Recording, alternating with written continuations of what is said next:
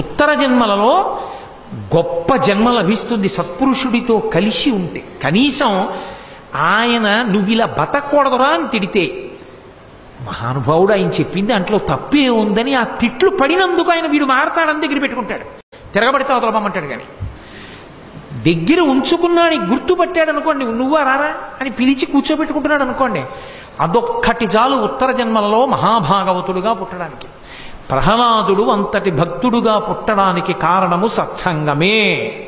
అందుకే జీవితంలో తనకి తాను గొప్పగా చెప్పుకోవడానికి ఏమైనా మిగిలిందంటూ ఉంటే ఒక్కటే, ఒక్క మహాపురుషుడు ఎవరైనా మనని చూసినప్పుడు పేరు పెట్టి పిలుస్తారా?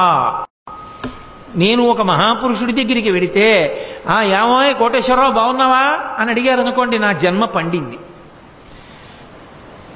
మీరెవరు అన్నారనుకోండి, నేను చాలా ఎదగవలసి ఉందని గుర్తు. నేను ఎంత ధార్మికంగా బ్రతుకుతానో దాని వలననే మహాత్ముల యొక్క దృష్టిలోకి వెడతాను. ఇది పరమ సత్యం.